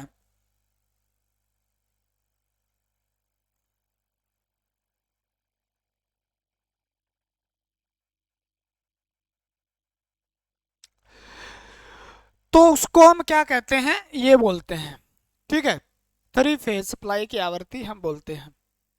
क्लियर है, तो अगर हम यानी, अरे समझो समझो बस बात, यानी ये तो आपका क्या है, स्टेटर है, और स्टेटर के अंदर क्या है, वाइंडिंग है, और वाइंडिंग जो है उसके अंदर क्या है, आपने सप्लाई दी, यानी क्या सप्लाई दी, थ्री फेज सप्लाई दी। ठीक, यानी थ्री फेज की जो आवृत्ति है, मान लो आपने 50 हर्ट्ज दी, क्या दी, 50 हर्ट्ज, यानी हर्ट्ज किसकी है, आवृत्ति की होती है। ठीक है ना, इकाई होती है। क्लियर है, तो इसके अंदर जो आवृत्ति है और इसके बीच में जो स्लिप है ना, बीच में जो रोटर और इसके बीच में जो स्लिप है, अरे स्लिप का मतलब सीधा सीधा समझो, मैं भागने की कोशिश कर रहा हूं मान लो 10 की स्पीड से, ठीक है ना, और मैं भाग पा रहा हूं 8 की स्पीड से, यानी मैं बीच में क्या हो गया, अगर फर्श खुरदरा है तो आप क्या करोगे, तेज भागोगे। ठीक है ना, और फर्श अगर चिकना है तो आप क्या होगा, स्लिप करोगे, यानी स्लिप करने से आपकी जो स्पीड कम हुई ना वही स्लिप है, सीधी बात है। यानी सिंक्रोनस स्पीड और रोटर स्पीड के बीच की जो आकृति, मैं कह रहा हूं मैं 10 की स्पीड से भाग सकता हूं, उसी अगर वही ऊर्जा लगाऊं तो, ठीक है, लेकिन मैं चिकना होने के कारण मैं 8 की स्पीड से भाग रहा हूं, तो यानी मेरे बीच में क्या आ गई, दो दो का डिफरेंस आ गया गति में, वो स्लिप है। अब तो आ जाएगा समझ में, इससे आसान क्या समझाऊं। ठीक है ना, उस स्लिप, और उस स्लिप के कारण जो क्या है इसकी फ्रीक्वेंसी जो है उसके अंदर, उस स्लिप के कारण क्या होगा इसके अंदर फ्रीक्वेंसी होगी। ठीक है ना, तो किस पे डिपेंड करेगी, कितना स्लिप है और आपने कितनी फ्रीक्वेंसी उसको दी है उस पर डिपेंड करेगी। और ये क्वेश्चन एएलएम के अंदर आया हुआ क्वेश्चन है, मैं आपको बताऊंगा अब थोड़ी देर में। ठीक है ना, एएलएम में आया हुआ क्वेश्चन है। उसमें एएलएम में क्या क्वेश्चन कहा गया था, ठीक है। और दूसरी बात, इसको निकालना हो ना, क्वेश्चन कहाँ से पूछेगा, ये सीधा नहीं देगा, क्योंकि यहां से निकालना हो जाएगा मुश्किल। ठीक है ना, क्योंकि वो लंबा चौड़ा नहीं देगा, वो कहेगा सीधा सीधा कहता है आपको, बोलो परसेंट है, क्या है, परसेंट है, परसेंट है। तो वो क्या कहेगा, एफ आर बराबर क्या हो जाएगा, आपको सीधा दे दे तो एस परसेंट दे देना, तो ही आपको क्या करना है, एफ एस से गुणा कर देनी है। ठीक है ना, एफ एस यानी वो कहते हैं 2% स्लिप है। स्लिप परसेंट तो हमने जान ही लिया पीछे क्या होता है। ठीक है ना, सारा कुछ जान ही लिया, परसेंटेज क्या होती है यहाँ पे मैंने बता ही दिया आपको। इसको ऐसे लिख दूं, कोई दिक्कत है क्या, मैं, ठीक है ना, और परसेंट लिख दूं, अरे सीधी सीधी बात है, वो कह दे 2%। ठीक है, तो इसका मतलब क्या हुआ, अरे इसका मतलब हुआ अभी 2/100, 2/100। ठीक है ना, यानी 0.02, इसका मतलब ये हुआ। परसेंट हटाने के बाद मैं सीधा कह सकता हूँ ये स्लिप है, अगर परसेंट लिखा है तो इसका मतलब बटे में 100 है। ठीक है, क्लियर हुआ बात, बोलो जी हो गया। एलएम का क्वेश्चन बताऊंगा मैं आपको, पीछे आया हुआ था, वो कह दे, ठीक है, वो क्या कहेगा, वो बहुत ही अच्छा क्वेश्चन पूछता है, बोला सीधा सीधा कहता है यार, दी जाने वाली सप्लाई जो है, यानी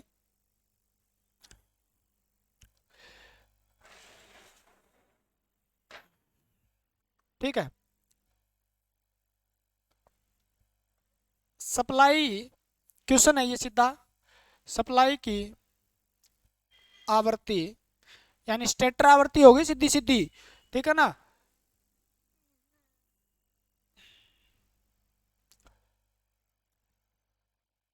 100 लिखता हूँ मैं, चलो 100 लिखते हैं, 100 हर्ट्ज लिखते हैं, बोलो जी मरवाओगे। ठीक है ना, आपको क्वेश्चन से मतलब है, ठीक है ना, एग्जाम क्लियर करने से मतलब है। सप्लाई की आवृत्ति 100 हर्ट्ज है, बोलो जी अच्छा। ठीक है ना, और स्लिप 2% है, 4% लगा लो, मान लो 4% लगा लो, लगा लिया, 4% क्या है, स्लिप है। तो ये तो हो गया आपका क्वेश्चन। अब आपसे पूछेगा रोटर की आवृत्ति क्या होगी, रोटर आवृत्ति क्या होगी। ठीक है, क्वेश्चन क्या कहता है, भी सप्लाई 100 हर्ट्ज की है, वोल्टेज का तो फंडा ही नहीं है क्योंकि हमें दो ही चीज चाहिए, और स्लिप जो है 4% है, यानी 3 फेज इंडक्शन मोटर का स्लिप जो है 4% है, और उसमें दी जाने वाली स्टेटर को सप्लाई 100 हर्ट्ज है। तो आप बताइए रोटर की आवृत्ति कितनी होगी, यानी रोटर के अंदर जो ईएमएफ पैदा होगा उसकी आवृत्ति कितनी होगी, उसकी फ्रीक्वेंसी कितनी होगी। ठीक है, तो कुछ नहीं करना है, रोटर की आवृत्ति कितनी हो जाएगी,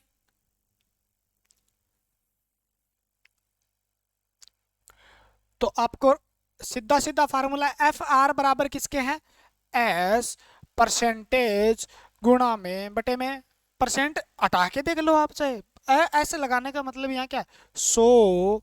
ठीक है ना, 100 हेड्स है। ठीक है ना, तो आप कहोगे जी परसेंटेज हटाएंगे तो एफ आर कितना है, 4 है, यही तो फार्मूला है, एस परसेंटेज एफ एस, 4/100 गुणा में 4% है ना, बटे में 100, परसेंट को उठाएं नीचे 100 लगाएंगे, 100 काटेंगे, तो एफ आर कितनी फ्रीक्वेंसी हो गई, 4 हेड्स, कितनी हो गई, 4 हेड्स, बस ये इतनी लगभग रहती है। तो रोटर की फ्रीक्वेंसी कितनी है, 4 हेड्स है। ध्यान रखना एक बात है, बोलो जी क्या, ठीक है ना,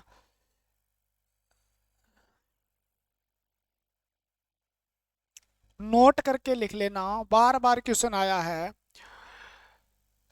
स्लिप का मान, स्लिप का मान 2 से 6% के बीच होता है, 6 से ज्यादा नहीं होता, 2 से कम नहीं होता, बीच होता है।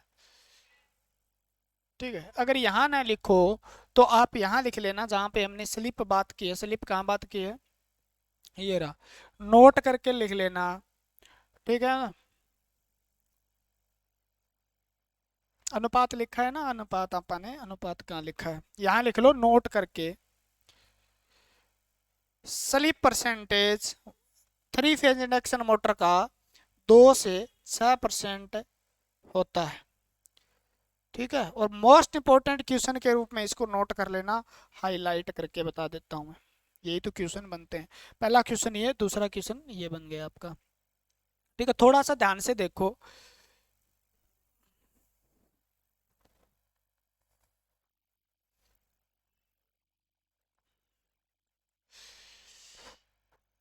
ना ना रे ना रे ना ना ना ना ना रे।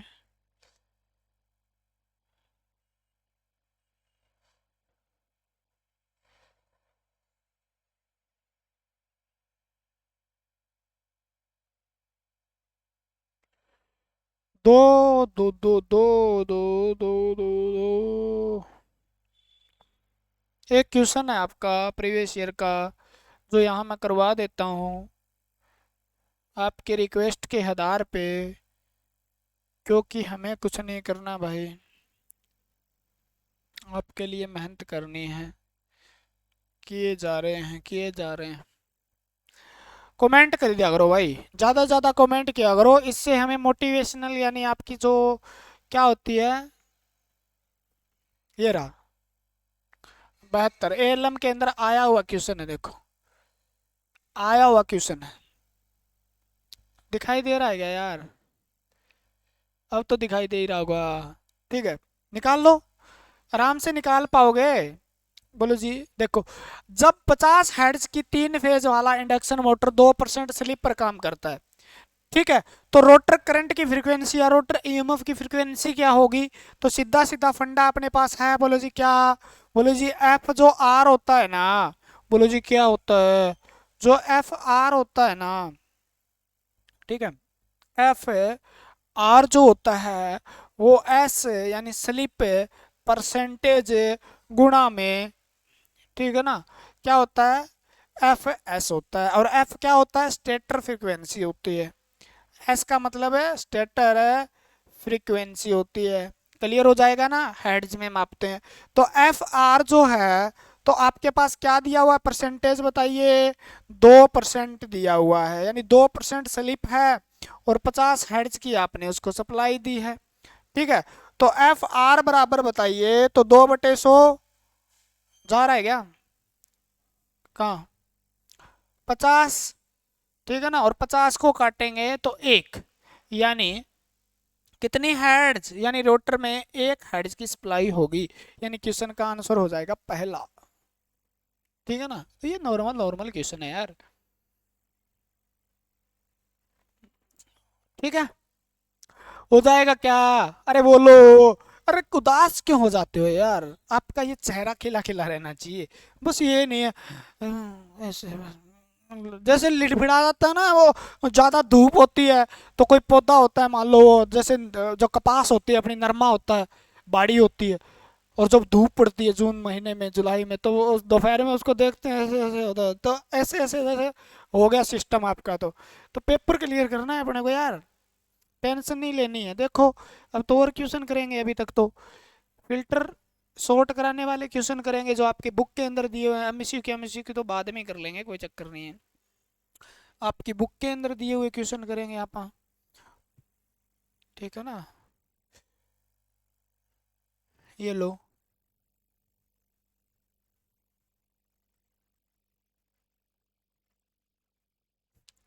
ये देखो उदाहरण दिया हुआ सीधा सीधा। ठीक है, आपको आंसर बताना है। ठीक है, आईटीआई की बुक के अंदर दिया हुआ है, आईटीआई की बुक के अंदर ये उदाहरण दिया हुआ है, इसको सीधा सीधा बता दो, इसका सीधा सीधा आंसर देखो। अब बोलो जी क्वेश्चन लंबा बहुत है भाई, पर लेकिन इसको समझना पड़ेगा, नहीं समझा तो आंसर नहीं आएगा, जोर मार लेना। ठीक है।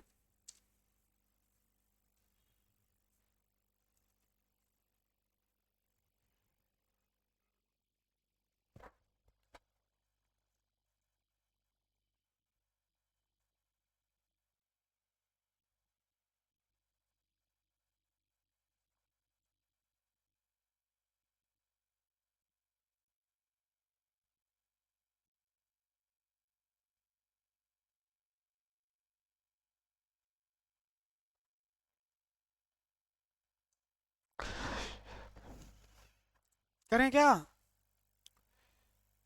पढ़ लिया हो आपने? तो क्या कह रहा है देखो, यदि एक 400 वोल्ट थ्री फेज 8 पोल, यानी कितने वोल्ट है, ईएमएफ कितना है, ईएमएफ है कितना है, 400 वोल्ट, ठीक है, फेज थ्री फेज है, 8 पोल है, 8 पोल, कौन सी मोटर है, सिक्वल केज मोटर, वो जाने दो कौन सी मोटर है, ठीक है ना, स्क्वायर केज इंडक्शन मोटर है, ठीक है, एससीआईएम है। और कितनी आवृत्ति है उसकी, फ्रीक्वेंसी कितनी है,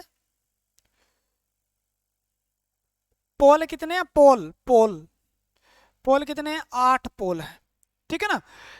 आवृत्ति कितनी है उसकी, पहले इस चीज ऐसे लिख लिया करो, एक बार लिखो धीरे धीरे, आवृत्ति 50 हर्ट्ज है, और इंडिया के अंदर 50 हर्ट्ज ही होती है, अमेरिका में 60 होती है। पूर्ण लोड पर घूर्णीय गति, उसकी घूर्णीय गति कितनी है,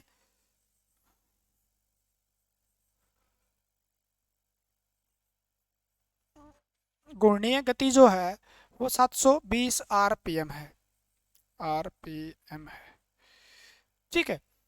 तो आपको ज्ञात क्या करना है, तुल्यकालिक गति ज्ञात करनी है एक तो, यानी सिक्रोनस गति। तुल्यकालिक गति का मतलब क्या हो गया, तुल्यकालिक गति का मतलब हो गया सिक्रोनस गति याद करनी है, निकाल लोगे। लोड प्रतिशत पर स्लिप, यानी प्रतिशत स्लिप ज्ञात करनी है, यानी एक तो आपको एनएस याद करना है, प्रतिशत स्लिप याद करनी है। अब थोड़ा सा टाइम लगेगा भाई, मेरे पास कोई इलाज नहीं है, ठीक है ना। लोड पर रोटर गति, रोटर की गति ज्ञात करनी है, ठीक है, सारा ज्ञात हो जाएगा इससे अपना। स्टार्टिंग समय में प्रतिशत स्लिप, लोड पर रोटर फ्रीक्वेंसी, यानी रोटर की आवृत्ति कितनी है वो भी याद करनी है। ये सारी चीजें हमें ज्ञात करनी है, दिया हुआ ये।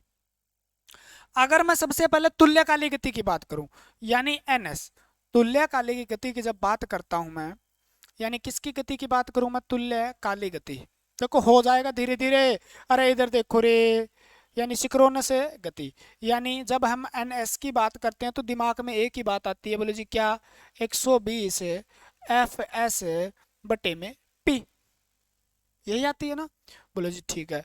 तो तुल्यकालिक गति यानी एन एस किसके बराबर हो गया, 120, ठीक है ना, और जो आपका आर 120 हर्ट्ज कितना है, 50, आवृत्ति कितनी दी हुई है, 50, और बटे में पोल कितने, 8, पोल कितने, 8, पोल तो ये दिया ना, पोल, अरे तेरी पोल है, पोल में बाजे ढोल ढोल ढोल, ठीक है ना। तो 4 दूनी 8, 8 एकम 8, 8 पंजे 40, 15 8 120 होते हैं, तो 15 पा 75, 750 आरपीएम, 750 आरपीएम किसकी गति रे, ठीक है ना, 750 किसकी गति, 750 सिक्रोनस गति आ गई, यानी एन एस की वैल्यू आ गई हमारे पास है 750, ठीक है ना। एन एस क्या हो गया, एक आंसर आ गया अपने पास, एन एस अपने पास आ गया 750, यानी एन एस जो है वो कितने के बराबर आ गया, 750, एक आंसर आ गया, और 750 आरपीएम में। दूसरा आंसर अपने को क्या लेना है, देखो हमें कौन सी निकालनी है, देखो रोटर गति निकालनी है, ठीक है ना। तो रोटर गति जो है कितनी है, देखो रोटर गति, ठीक है। तो रोटर गति कैसे निकाल लेंगे, 750 माइनस में 720 बराबर में क्या हो जाएगा, देखो 750 720, घूर्णीय गति कितनी है, 720 है, रोटर की वो सिक्रोनस गति 750 है, तो ये क्या आ गई, 30 आरपीएम रोटर की गति आ गई, 30 आरपीएम किसकी गति आ गई, रोटर की गति आ गई, तो दो गति हमारे पास आ गई, ठीक है। प्रतिशत स्लिप निकाल लेंगे, बोले स्लिप प्रतिशत कैसे आता है जी, स्लिप प्रतिशत याद करो, एस परसेंटेज, यानी हमें एन एस पता है, माइनस में एन आर पता है, बटे में एन एस पता है, गुणा में क्या है 100, ये फार्मूला था 10% का, एन एस पता है minus N R N S, ठीक है। इसको जब करेंगे तो आपके पास एन एस कितना है, बोलो जी एन एस हमारे पास है 750, ये देखो 750, ठीक है ना। और एन आर कितना है, रोटर की कितनी कितनी है भाई, रोटर की गति कितनी है, ये तो स्लिप आ गया यार, रोटर की गति कितनी।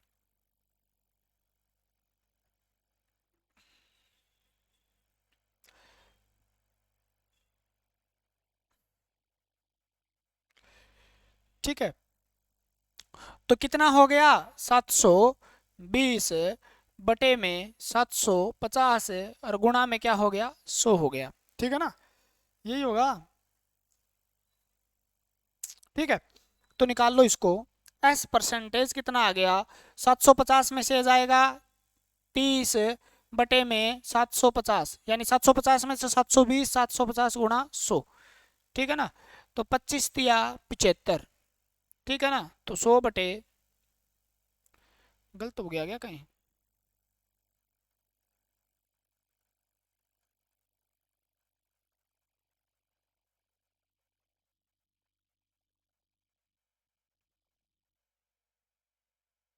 25 तिया 75 कह रहा हूँ मैं ना, 3 ऐसे कैसे आ जाएगा भाई, ठीक है, जीरो से, हाँ तो ये 25 पे कटेगा, अच्छा अच्छा अच्छा अच्छा, और 25 चौका 100, यानी कितना परसेंट आ गया, 4% आ गया, तो 4% हमारे पास क्या आ गया, स्लिप आ गया, हो जाएगा इतना तो 4%, तो स्लिप परसेंट आ गया, तुल्यकालिक गति आ गई, ठीक है।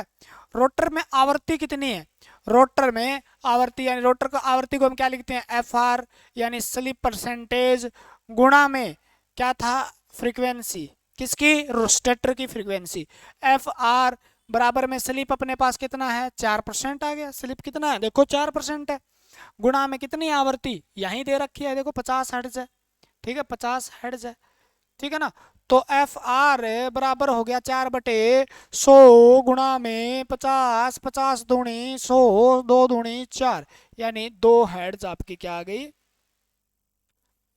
आवृत्ति आ गई, ठीक है ना, बोलो जी ठीक है। अब देखो दो चीजें, लोड,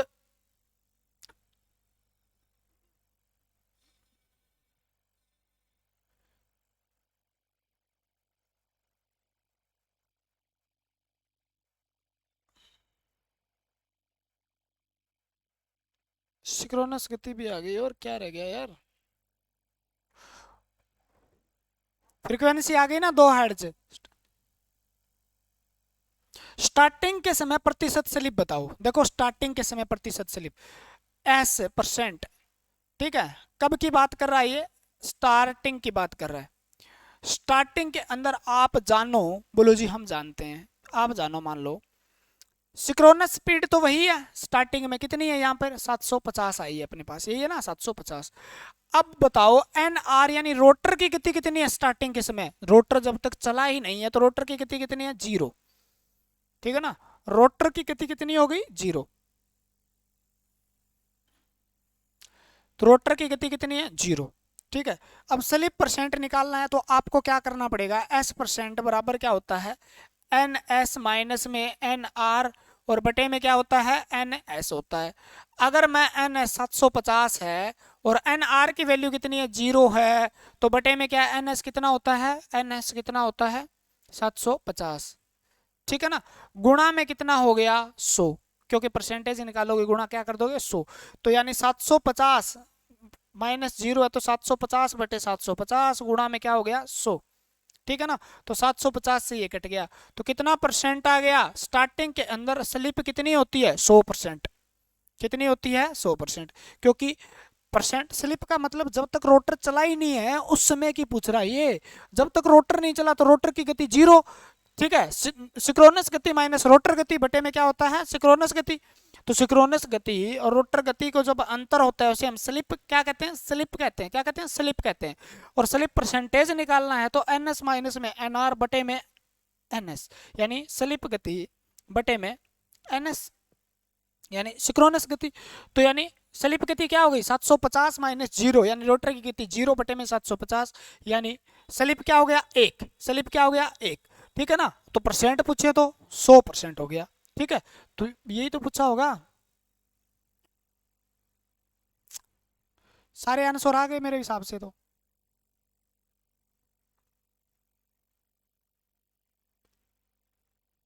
बस आ गए भाई। ठीक है, अगर एक क्वेश्चन आप करना चाहो तो यहाँ पर ऐड कर सकते हो। बोलो जी क्या।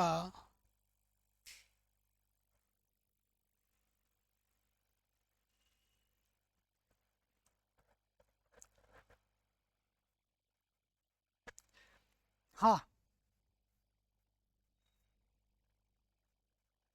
ये मैं साफ कर देता हूँ थोड़ा सा ना। यहाँ पर मैं थोड़ी सी आपको बहुत इंपॉर्टेंट चीज बताने वाला हूँ, देखो।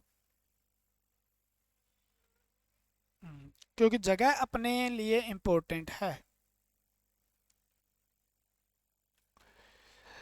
अगर वो पूछे स्टार्टिंग स्लिप क्या होती है, स्टार्टिंग स्लिप, तो स्लिप का मतलब क्या है, एन एस माइनस में, एन एस माइनस में एन आर है।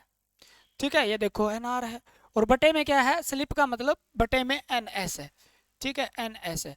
तो शुरू में क्या होता है, एन आर जो होता है ना, रोटर एन आर, वो किसके बराबर होता है, जीरो के, क्योंकि जब तक रोटर चला नहीं है तो एन आर क्या हुआ, जीरो। तो जीरो अगर आप घटाओगे तो बराबर क्या आ जाएगा, एन एस माइनस में जीरो बटे में एन एस सिक्रोनस, यानी एन एस बटे में एन एस आ जाएगा, जिसका मान क्या हो जाएगा, एक हो जाएगा। तो याद रखना, नोट करके लिख लो ये बात भी, स्टार्टिंग में स्लिप जो होती है ना, स्टार्टिंग में स्लिप, प्रारंभिक स्लिप, स्टार्टिंग स्लिप, स्लिप एक होती है। क्या होती है, एक होती है। स्टार्टिंग स्लिप क्या होती है, एक होती है। ठीक है ना, और बाकी बाद में चलने के बाद एक से कम ही होगी। ठीक है, परसेंटेज अलग चीज है, एक से कम होगी स्लिप। ठीक है, और लोड पे से कम होगी। और दूसरा बात एक है, तो स्टार्टिंग स्लिप परसेंटेज पूछे आपसे, स्टार्टिंग स्लिप परसेंटेज यानी एस प्रतिशत पूछे, तो एक बटा एन एस गुणा में 100, तो आप कहोगे 100% होती है। याद रखना, निकालने की जरूरत ही नहीं है आपको, 100% होती है। स्टार्टिंग में रोटर जब तक नहीं चलता तो एन एस और सिंक्रोनस स्पीड क्या होती है, सिंक्रोनस स्पीड के बटे में, क्योंकि एन आर जीरो है, तो ये लिख लेना आप। ठीक है,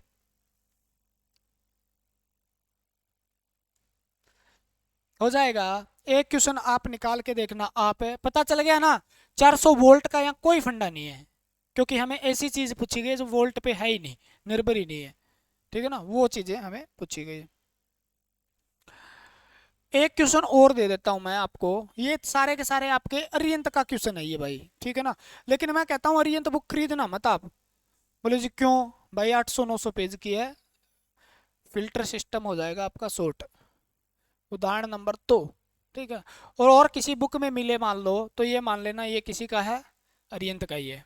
उदाहरण नंबर 2 अरियंत के अंदर सीधा सीधा दिया, आईटीआई की बुक आपकी जो इसके अंदर। ठीक है, आपसे पूछे अल्टरनेटर वल्टरनेटर का, आराम से आप निकाल सकते हो। ठीक है ना, सिंक्रोनस गति आपको पता है, फार्मूले पते हैं, तो आप आराम से निकाल सकते हो। इस क्वेश्चन को आप करके इसके आंसर दे देना कमेंट के अंदर। अब मैं करवा देता हूँ स्टार्टर, क्योंकि आज हमें क्या करना है, बोलो जी आज हमें क्या करना है बताइए। आज इस मोटर की हम कर देंगे, ठीक है, अंतिम संस्कार, स्टार्टर। ठीक है ना, यानी स्टार्टर, स्टार्टर का मतलब स्टार्ट करने वाला यार, स्टार्ट करेगा वो बंद कर देगा मतलब बंद। स्टार्टर, स्टार्टर किसके लिए प्रयोग होता है भाई, बढ़िया बढ़िया मोटरों के लिए स्टार्टर प्रयोग होंगे यार। बोलो जी क्या जी, स्टार्टर जो होता है वो क्यों प्रयोग होता है, कारण क्या है इसका, क्यों इसका प्रयोग किया जाता है, स्टार्टर की जरूरत क्यों पड़ी हमें। ठीक है, देखते हैं सुनते हैं इस एपिसोड में। देखो, पहले बात तो मोटर को, मोटर को आसानी से, आसानी से, बस ये खत्म हो गया आपका स्टार्ट व, कौन सा स्टार्टर का मतलब स्टार्ट, स्टार्ट का मतलब ऑन करना, ऑफ करने के लिए, करने के लिए स्टार्टर का प्रयोग किया जाता है। मेन एक मुद्दा तो ये हो गया। दूसरा मेन मुद्दा क्या है भैया, स्टार्टर, अरे वही, अरे कौन सा, वही जो आपने आपने जो काटते हैं आप, चारा काटने वाली मशीन के मोटर लगा रखी होगी आपने, वो करते हैं ना, कटर कटर कटर कटर, वो वाला। है ना, वो स्टार्टर है। वो नहीं है तो आपने सबमर्सिबल लगा रखी होगी खेत में, उसका जो बटन दबाते हो आप लाल हरा, वो भी स्टार्टर है। तो ये स्टार्टर होते हैं, अलग अलग प्रकार के होते हैं, वो बात अलग है। ठीक है ना। मैं 2 ही मिनट आपके 1 मिनट में सारे कमेंट देख लेता हूँ।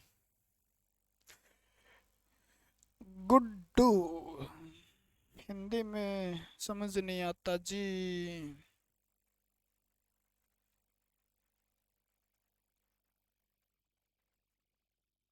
बधाई हो सभी को, बधाई हो भाई। जल जाता है वो दिए की तरह, कई जीवन रोशन कर जाता है, कुछ इस तरह से शुरू अपना फर्ज निभाता है। ठीक है।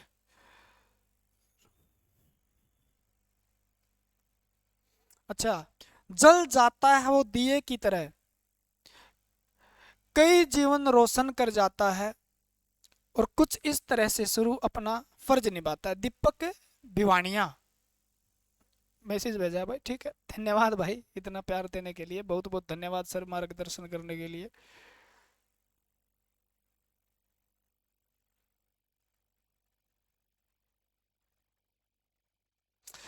मैं सारे आपके ये कमेंट थ्योरी पढ़ने में मजा आ रहा है सर, पूरा एकदम आग लगा रखी है ना। तो आग तो लगानी है भाई, इतनी मेहनत करके आपको पढ़ाया जा रहा है। स्टार्टर का मतलब आप समझ में आ गया ना, स्टार्टर बस, आगे कुछ नहीं है इसका। स्टार्टर स्टार्ट करने वाला, स्टार्ट करते हैं उससे बंद भी कर देते हैं अपन, तो ऑन ऑफ करने के लिए, यानी आसानी से ऑन ऑफ हो जाए। दूसरी बात, सुरक्षा के पर्पज से, सुरक्षा के लिए, ठीक है ना, सुरक्षा के लिए इसका प्रयोग करते हैं। बोले सुरक्षा के लिए कैसे, मान लो अगर करंट क्या हो जाए, ज्यादा हो जाए, करंट ज्यादा हो जाए, तो करंट की मात्रा ज्यादा हो जाए, लोड ज्यादा लेने लग जाए मोटर, तो क्या होगा, मोटर की वाइंडिंग जल सकती है, मोटर की वाइंडिंग जल सकती है, मोटर की वाइंडिंग जल सकती है, तो मोटर क्या हो सकती है, जल जाएगी, खराब हो जाएगी। तो स्टार्टर क्या करेगा, उसकी सुरक्षा करेगा, उसको प्रोटेक्शन देगा, यानी उसकी सप्लाई काट देगा। तो इसलिए भी स्टार्टर का प्रयोग किया जाता है। करंट ज़्यादा हो जाए तो इसके अंदर क्या होता है, हीट ज़्यादा हो जाएगी, जिसके कारण इसके अंदर कोयल लगी होती है, तो वो क्या हो जाएगी, हटा देगी उसको। ठीक है, आगे पढ़ेंगे आप, और लोड कोयल एनवीसी पढ़ेंगे आप, तो वो इंपॉर्टेंट है आपके लिए। तो हीट ज़्यादा हो जाएगी, करंट ज़्यादा, हीट ज़्यादा, क्योंकि करंट जो है, अरे यही तो है रे, आई स्क्र आर, ये किसका फार्मूला है, हीट का ही तो है, ऊर्जा का फार्मूला है। आई ज्यादा, यानी आई ज्यादा तो क्या होगा, करंट ज्यादा। अरे पता है क्या आपको, हीट का फॉर्मूला क्या होता है रे, यानी करंट का स्क्वायर आर है, और लिया गया समय भी, कितने समय में कितनी करंट भाई, कितने रजिस्टर से, तो होता है। तो ये करंट ज्यादा बहेगी तो हीट ज्यादा होगा ना, हीट ज्यादा होगा तो क्या हो जाएगा रे, वाइंडिंग चल जाएगी। उसको बचाने के लिए क्या करना पड़ेगा बताइए, बोलो जी, ये करना पड़ेगा, स्टार्टर लगा देंगे, बोलो जी हाँ जी, ठीक है ना। और शुरुआत में, शुरुआत में मोटर, यानी इंडक्शन मोटर ज्यादा करंट लेती है, ज्यादा करंट लेती है, ठीक है। उसको नियंत्रित करने के लिए, उसको नियंत्रित करने के लिए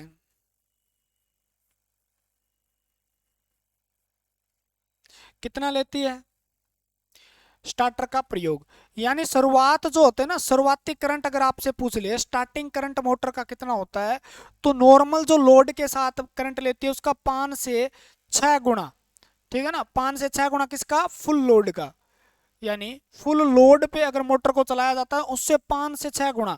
मान लो आपने चारा काट रहे हो, आप ये लोग का चारा कट रहा है, ठीक है ना, यानी जब तक ये यहां से स्टार्ट हुई, यहां पर इसने करंट बहुत ज्यादा लिया, अब वो स्पीड बढ़ गई, तो वो करंट, यानी शुरू में उसने मान लो, अब, ठीक है, यानी अब वो 10 एम्पियर करंट रह रही है फुल स्पीड पे, तो शुरू में उसने कम से कम 50 से 60 एम्पियर करंट लिया हुआ, ठीक है ना। और जैसे ही आप मोटर चलाते हो तो आप DOL स्टार्टर का प्रयोग करते हो, जिसका मतलब सिर्फ और सिर्फ ये ऑन ऑफ, ऑन ऑफ, ठीक है ना। तो आप जैसे ही करते हो तो आपके घर की लाइट डिम हो जाती है, देखा होगा आपने, डिम हो जाती है ना, डिम हो जाती है, क्यों हो जाती है, क्योंकि उस लाइन के अंदर जो करंट था वो एकदम उसके ऊपर प्रभाव पड़ा किस पे, तो इसके कारण आपके घर की जो बत्तियां वगैरह है या फ्रीज वगैरह है या और है उसके अंदर क्या ब्रेक डाउन होने के कारण, करंट कम होने के कारण एकदम से क्या हो जाता है, झटका लगता है, लाइट डिम हो जाती है, और चीजें भी चला रखी है वो डिम हो जाती है। जैसे आपने कभी मोटर वो लगाया होगा,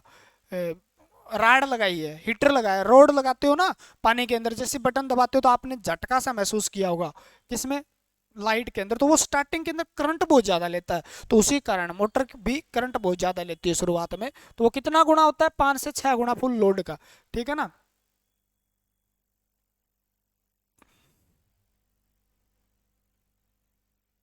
एक और लिख लो आप, ये दिखाई देता है या नहीं देता है, ठीक है। बाकी आप टेलीग्राम और दोनों व्हाट्सएप ज्वाइन कर लो भाई, वहां भेज दूंगा, ये समझ में आ जाएगा। और इसका प्रयोग किया जाता है वोल्टेज को, ज्यादा करंट लेती है तो वोल्टेज को नियंत्रित करके, धारा को नियंत्रित किया जाता है, यानी करंट को, धारा को नियंत्रित किया जाता है स्टार्टर के द्वारा, ठीक है ना। तो अरे आप बताओ P बराबर क्या होता है, वी आई होता है, याद है क्या, यानी पावर कितनी होगी, यानी मेरे पास 3 फेज सप्लाई है, तो उसके अंदर जो पावर है वो कहाँ जा रही है, यहीं पावर जा रही है, ठीक है ना। तो पावर समान रखने के लिए मेरे को क्या करना है, वी आई मेरे को क्या रखना है, बराबर रखना है, तो मेरे को क्या करना पड़ेगा, वोल्टेज को बढ़ा दूं, करंट कट जाएगा, ठीक है ना। यानी एक चीज मैं कह दूं 3 × 10 है जी, ठीक है, मान लो मेरे पास है, ठीक है, 300 वोल्ट है और 10 एम्पियर करंट है, ठीक है ना, 10 एम्पियर करंट है, तो पावर कितनी हो गई मेरे पास, 3000 वाट हो गई, ठीक है ना। तो इसको मैं क्या करना है, 3000 वाट रखना है, तो मेरे को क्या करना पड़ेगा, 300 में से मैं क्या कर दिया, मैंने मान लो इसको कर दिया 100, ठीक है, यानी वोल्ट क्या होगी, घटा दी मैंने, तो करंट क्या करना पड़ेगा, बढ़ाना पड़ेगा, तो ये कितना आ जाएगा, 3000 वाट, तो शक्ति उतनी रहेगी, ठीक है ना। या इसको घटाया मैंने, नहीं मैं इसको नहीं घटाऊंगा, मान लो मैंने इसको बढ़ा दिया, ठीक है ना, मैंने कर दिया इसको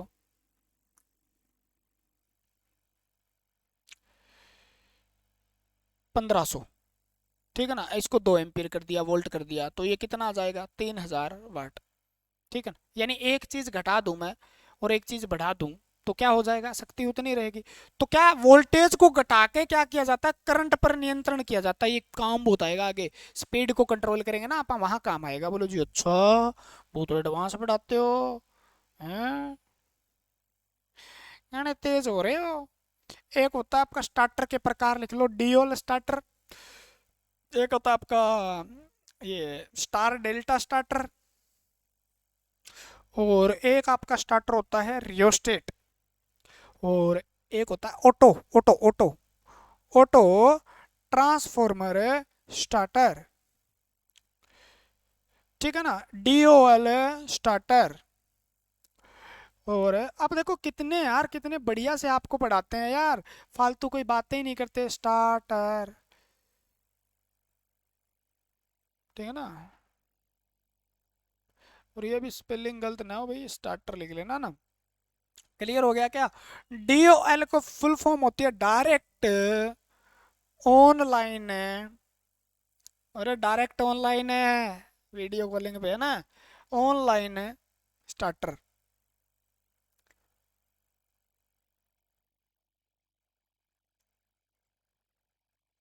डीओएल की फुल फॉर्म यही होती है ना, स्टार्टर, ठीक है। Star delta, star delta starter, ठीक है ना। ऑटो ट्रांसफॉर्मर स्टार्टर, बस हो गया, कहते हैं rheostat starter, type starter, rheostat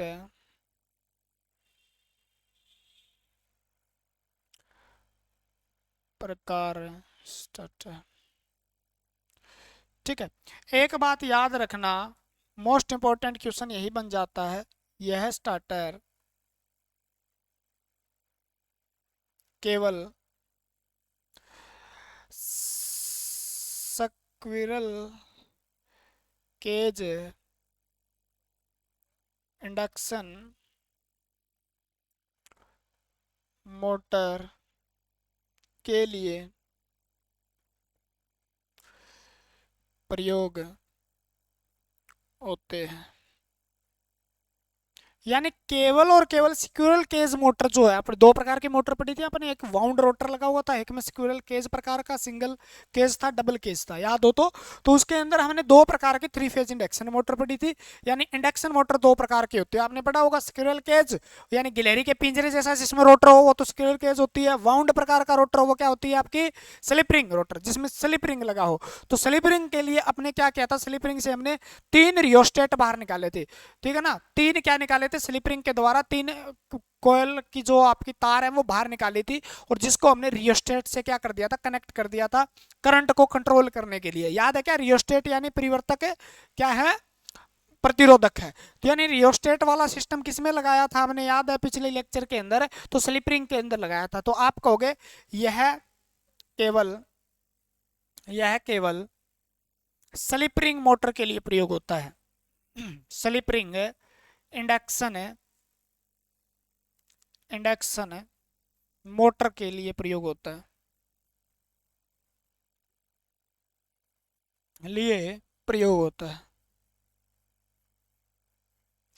ठीक है। अगर इसको आप उससे भी लिख देते हैं, मान लो आप सिंपल में लिखो तो स्लिप रिंग इंडक्शन मोटर, ठीक है ना, और इसको हम लिखते हैं S C squirrel cage induction motor, ठीक है, उसके लिए ये प्रयोग होते हैं। ये केवल उसके लिए और इसके लिए केवल ये प्रयोग होता है, ये इसके लिए हो सकता है, इसके लिए ये नहीं हो सकता, क्लियर है।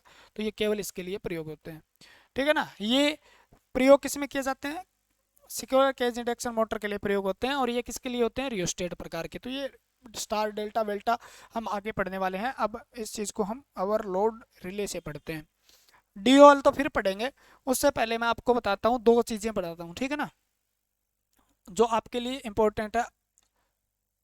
आवर लोड रिले, ठीक है ना, तो आपको लिखना है आवर लोड रिले, ठीक है। क्या टाइम हो गया भाई,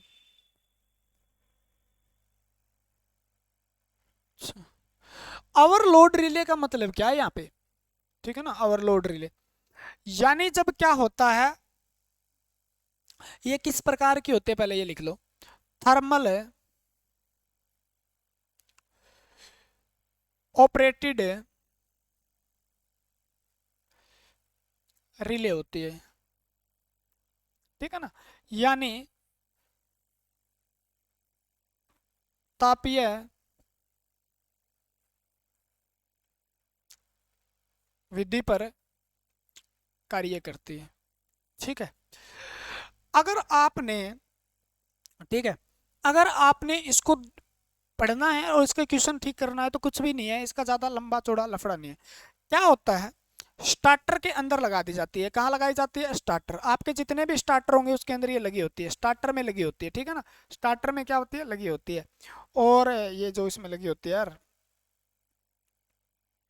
तीनों फेज जो होते हैं ना आपके 3 फेज, तीनों फेज के समांतर क्रम में, तीनों फेज के श्रेणी क्रम में लगी होती है, बताऊंगा, रुक जाओ आपको एक बार, श्रेणी क्रम में लगी होती है, ठीक है। एक क्वेश्चन तो ये बन जाता है आपका, दिखाई देगा ना आपको, स्टार्टर के 3 फेज के 3 फेज यानी प्रत्येक फेज जो होता है उसके एक श्रेणी क्रम में क्या लगा होता है, ये आपका ओवरलोड रिले लगा होता है।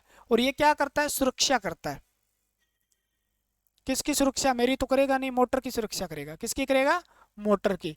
और मोटर की सुरक्षा किससे करेगा, ओवरलोड यानी ज्यादा लोड हो जाए, क्या हो जाए, ज्यादा लोड से, नहीं तो वाइंडिंग क्या हो सकती है, जल सकती है। तो ज्यादा लोड से बचाने के लिए जो आपका मोटर है उसको ज्यादा लोड होने पर क्या होगी, ज्यादा करंट लेगी, ज्यादा करंट लेगी, ज्यादा हीट होगा, ज्यादा हीट होगा तो मोटर की वाइंडिंग है जल सकती है। उससे बचाने के लिए किसका प्रयोग किया जाता है, ओवरलोड रिले का। बोलो जी ये किसे फंडा काम करेगा, अब बताएंगे आपको, ठीक है ना। सुरक्षा के लिए, यानी मोटर को जलने से बचाता है, सीधा सीधा लिख दो, मोटर को जलने से बचाने का काम करता है, जलने से बचाता है, ठीक है ना, सुरक्षा करता है उसकी, ठीक है, इसीलिए लगाया जाता है, रिले सुरक्षा के लिए ही होते। दूसरी बात देखो, आप अगर समझते हो भी, देखो लोड ज्यादा होगा, आप बताओ लोड जब ज्यादा होगा तो मोटर क्या लेगी, करंट ज्यादा लेगी, क्या लेगी, करंट ज्यादा लेगी। और करंट जब ज्यादा लेगी तो मोटर के अंदर क्या होगा, हीट ज्यादा होगा, यानी उष्मा ज्यादा होगी। थर्मल वाला सिस्टम यही तो है, उष्मा ज्यादा होगी, ठीक है ना। जब लोड ज्यादा, करंट ज्यादा, करंट जिससे ज्यादा गुजरेगा वहां से हीट ज्यादा, और जैसे हीट ज्यादा हुई तो ये क्या होगा, थर्मल ऑपरेटेड रिले है, तो ओवरलोड रिले क्या हो जाता है, आपकी लाइन से जुड़ा होता है एक कनेक्शन, उसको क्या करा देगा, ये ट्रिप करवा देगा, क्या करवा देगा, एक थर्मोस्टेट की तरह क्या करता है, ये ट्रिप करवा देता है, किसको, मोटर की सप्लाई को, जिससे मोटर क्या हो जाती है, बंद हो जाती है। यानी ज्यादा लोड पे चलाओगे, स्टार्टर क्या कर देता है, उसको बंद करवा देता है ताकि वो जलने से बचे। बस इतना याद रखना है, फालतू में नहीं पढ़ना। मान लो ये सप्लाई आपकी 3 फेज, ठीक है ना, इस प्रकार से लगे होते हैं, मैं बताता हूँ आपको। ये आपके ओवरलोड रिले लगे होते हैं श्रेणी क्रम में, ठीक है, तीनों के, क्लियर है। जैसे यहाँ से आई है, आई है, आई है तीनों के अंदर। अब जब मोटर आगे किससे जुड़ा है, मोटर से जुड़ा है, तीनों के तीनों फेज किससे जुड़े हैं, मोटर से जुड़े हैं। जब करंट ज्यादा गुजरेगा तो ये क्या हो जाएगा, गर्म होना शुरू हो जाएगा, ओवरलोड रिले गर्म होगा। गर्म होने की वजह से क्या करा देगा, ये उसको क्या करवा देता है, आपकी जो सप्लाई है उससे ट्रिप करवा देता है ताकि मोटर बच सके, ठीक है। तो ज्यादा लोड, ओवरलोड, ओवर का मतलब ज्यादा, लोड का मतलब